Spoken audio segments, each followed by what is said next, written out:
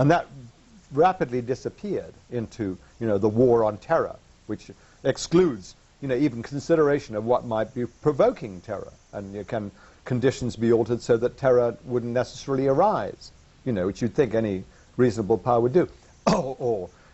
And Bill wrote a long piece saying, well, here are the various reasons why they did this. And it was a very pioneering and important piece. But actually, people can get it on our website. A couple people brought up Paul Finley. Have you ever written anything about him? Yeah, I've written about Finley down the years. I mean, he was congressman, of course, from, Illinois, who I think so. Was put out and, under pressure because he was supporting the Palestinian and the Israel lobby, I think, just made it impossible for him. I mean, he didn't survive politically, the same way Senator Chuck Percy didn't.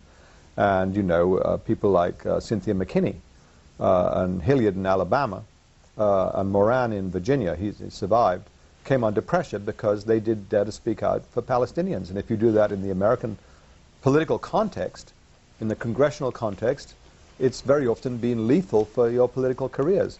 I think the caller was wrong in saying no one dares to speak out. I think people are increasingly talking pretty frankly about the power of the lobby and, what it can do, what it's done to the politics of this country. That has changed.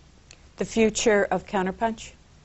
Well, expanding and glorious, I think. I mean, we attract more readers all the time, both the newsletter and the website. We have a very, very large numbers reading the website. I think people like the fact, it is independent. We're not like Move On, an extension of the Democratic Party.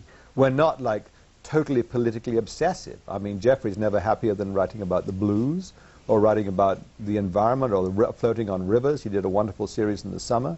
We talk about barbecue. We talk about a whole number of topics. I mean, we are fundamentally political, but at the weekends, if people go to our site, we have a lot of culture. We write a fair amount about music. In fact, we did a book, Serpents in the Garden, essays in explorations or essays in culture and sex, which shows, so to speak, the non-directly political or directly narrowly political aspect of our life. So Jeffrey and I, and we have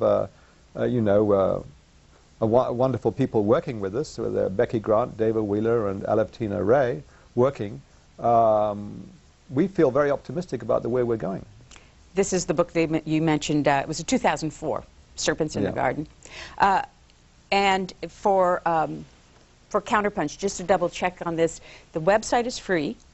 Website is free, www.counterpunch.org.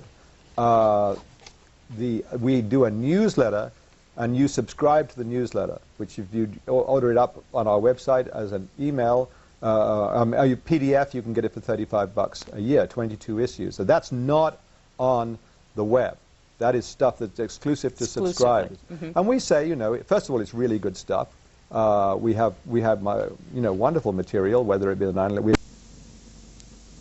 Well, they don't have to worry about. And